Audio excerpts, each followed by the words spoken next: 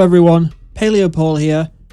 How is everyone? Sorry for the delay, I'm back with another episode breakdown of Netflix The Dinosaurs. Today, we're covering Chapter 3, named Empire. Hopefully I can wrap this series up in the next couple of weeks. In the final episode, I plan to give an overall review of the show to finish it off, but that's for next time.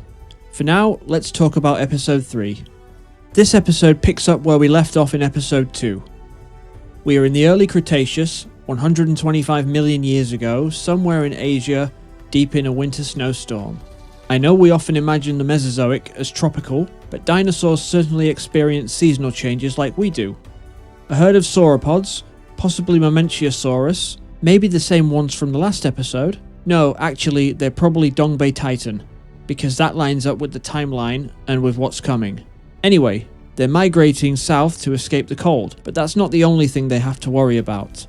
Like where the last episode ended, from the surrounding forest, a hungry Eutyrannus, a cousin of T-Rex, is watching. Like I said before, I love the design of Eutyrannus. I like the white feathers. We know Eutyrannus had feathers. Its full name, Eutyrannus hulai, means beautiful feathered tyrant. I like the lacrimal crests on its brow. They look like devil horns. The blue eyes are my favourite part of the design though, they're stunning. We don't really know what colour eyes dinosaurs had, so it's a place where we can really be creative and let our imaginations go. Eutyrannus is an ambush predator, watching the herd and looking for any weak or young dinosaurs to prey upon. Spotting a juvenile, it strikes fast, bringing down the sauropod. The rest of the herd hurries on. No doubt this won't be the last loss they take on their migration. I think this opening sequence gives us a look at how the dinosaurs are adapting to conquer every environment on Earth.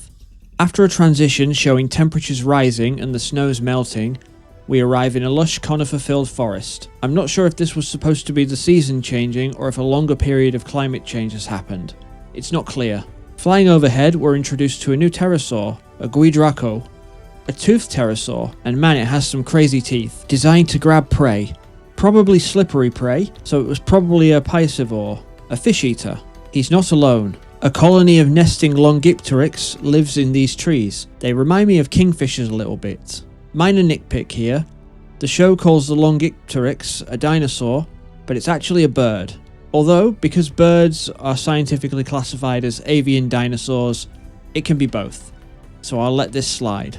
They look cute, but there's bad news for Guidraco. They're not friendly. Together, they're more than capable of taking on the bigger pterosaur, and unlike their ancestors, including Archaeornis, who could only glide, they can fly.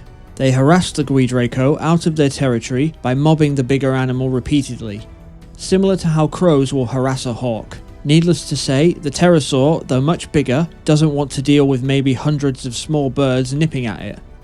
It's a good chase sequence, and I like it when they get to the waterfall. You can actually see how many Longipteryx there are versus one pterosaur. Poor guy. He does eventually escape, but I think he got a bit roughed up.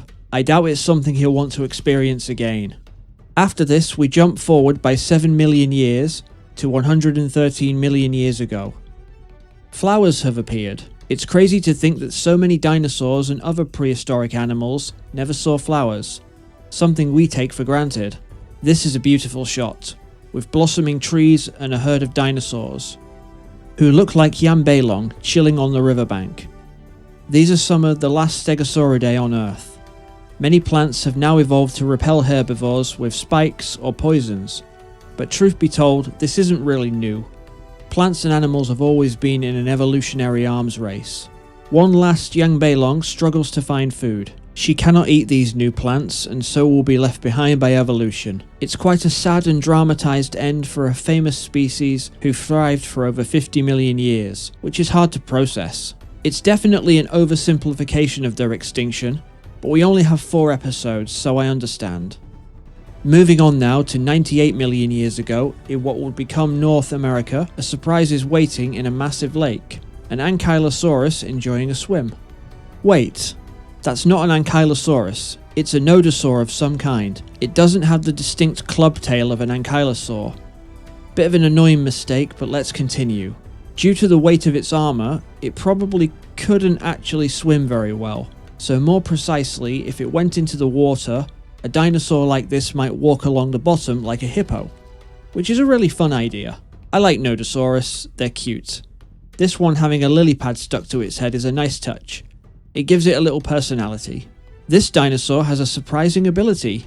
It can sing. We know this because we have found a fossilized larynx or voice box of a Pinacosaurus, a cousin of Nodosaurus, which was able to produce a wide range of sounds including coos, chirps, and deep rumbles. It seems dinosaurs were far more expressive than originally thought. His song attracts a female Nodosaur, who doesn't have the red highlights on her skin. Mating is difficult though, and this is an argument some people use to suggest dinosaurs didn't exist. Yeah, that's a topic for another day.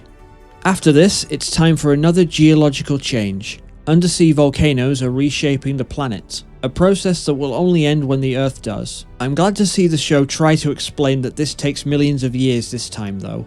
By the mid-Cretaceous, sea levels were over 200 meters higher than today, splitting the USA in two and changing many places, including Europe, into an archipelago. Welcome to the Isle of Hatzeg, on which we meet Magyarosaurus, a sauropod.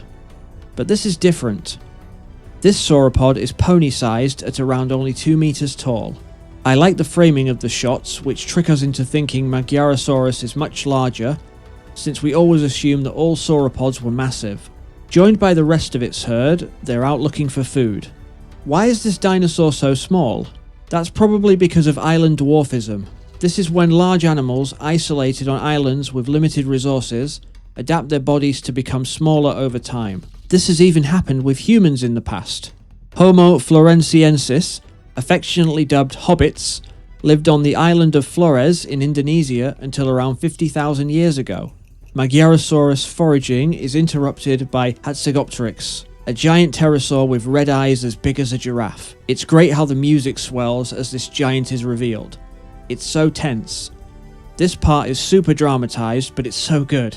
I feel so afraid for these little sauropods. In the chase, one of the little sauropods gets separated from his herd. He's fast, so he's pretty good at dodging the predator though. Losing the Hatzegopteryx in the fog and the reeds, he tries to call for his herd, who have found a hiding place. I like the shot of the Hatzegopteryx with its head above the grass. Could make for a fun horror game where you have to hide from it like these dinosaurs. Indie developers, please make it. The lone Magyarosaurus makes it to the hiding spot, but the hungry pterosaur isn't far behind, trying to use its long beak to reach in and grab one of them. On realizing it can't reach them, it leaves, and one of the Magyarosaurus decides to check if the coast is clear. Unfortunately for this little dinosaur, it was a trap, and the Hatzegopteryx gets its meal. I wonder if they were smart enough in real life to set traps like that. If they were, that would make them even more terrifying. Again, this part is super dramatized, but really entertaining. Now we move to North Africa, and here comes a very famous and controversial dinosaur. Also, the star of many of the posters for this series. Spinosaurus aegypticus. A lot of people's favourite dinosaur, right? This is a pretty cool design. It's a modern interpretation, and I like how heavy its movement feels. That tail is so bulky, and I like the red crest on its head. We now know there was another Spinosaurus with an even bigger head crest called Spinosaurus mirabilis too. I made my first ever YouTube video on it. Check it out if you haven't already. It's interesting they chose to show Spinosaurus swimming more like a dog and paddling rather than the other more crocodile-like interpretation. The idea of it swimming like a crocodile comes from the way its tail is built, but more recent studies have suggested it was too buoyant to dive into the water and its sail would have caused drag, making turning underwater difficult. Spinosaurus is outmaneuvered by sharks in the water 100% of the time. But here in this show, that's not its hunting strategy. The many interpretations of Spinosaurus is such a meme nowadays. I wonder if we'd have this much debate about it if the best skeleton hadn't been lost during bombing in World War II. This Spinosaurus hunts similar to a heron, wading in the shallows, snapping up prey, showing intelligence that we're not sure about. It's certainly possible though. Using a fish as bait and keeping its nostrils just above the waterline, remaining completely still, Spinosaurus sets up a trap for the sharks. A random pterosaur lands on its sail, which causes some annoyance, and the Spinosaurus tries to shake it off without disturbing the water. I thought that was pretty funny. Eventually, the blood from the bait lures one shark too close, and the Spinosaurus's jaws snap shut, catching its prey. There's a lot of speculation in this segment of the episode, but it's a lot of fun. I especially like this shot of the Spinosaurus in front of the setting sun. I feel like this shot was chosen to show how patient Spinosaurus is, because it took most of the day to catch that shark. The last part of the episode briefly visits Antarctica, where there are lots of bioluminescent plants due to the darkness. I wish we'd have spent more time here. Seeing dinosaurs in the darkness would have been cool. That reminds me of an episode of the original Walking with Dinosaurs that was based around polar night using night vision cameras. One of my favourite episodes from the series. Maybe I should do a video on it since I have the DVD. What do you think? The few Antarctic dinosaurs we do see include what I think is supposed to be Cryolophosaurus, but it's missing its distinctive head crest, so I'm not sure. Glacialisaurus, Antarctopelta, and some ornithopods. Oh, and some pterosaurs in the sky, because they were everywhere. Speaking of the sky, this episode ends with a meteor shower signalling the ultimate tragic fate of the dinosaurs. And that was The Dinosaurs, Episode 3, Empire. I think this was my favourite episode yet, but there were some annoying inaccuracies, mainly timeline issues. Some events and places didn't match up with real time, especially the events on Hatzeg. I didn't mention that earlier, but I feel like I should now. On the other hand, I think my favourite part of the episode was on Hatzeg. That Hatzegopteryx was terrifying. The all-black design with the red eye cast a cool silhouette, made it look like the Grim Reaper. Like I said earlier, it was heavily dramatised, but it made for a really fun action sequence covering a place I don't think we've seen in many other dinosaur documentaries. The other thing that did really annoy me though was the misidentification of the nodosaur as Ankylosaurus. It's a bit of a silly mistake to make, as even casual dinosaur fans know that Ankylosaurus had a bone club on its tail. But I'll leave the negatives for now. We can get into them after I finish with episode 4 and I do my overall feelings. I really liked Eutyrannus. It's just a shame that it wasn't in the episode for very long. And the swimming and singing nodosaur, even though it was misidentified, I'd imagine it was a fun surprise for people who didn't know that we have an idea of what they sounded like. Spinosaurus for me was better portrayed here than in other documentaries where it's more of a crocodile. I prefer the heron for sure, but by the time of the next big dino documentary, it will probably have been reinterpreted again. But I think that's exciting.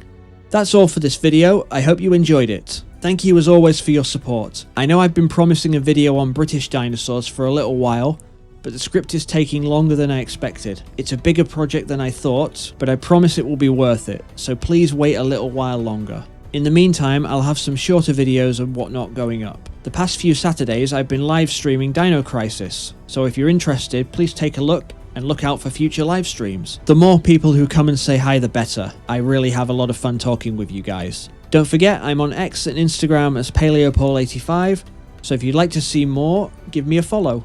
Okay, thanks for watching, take care, and have an awesome day.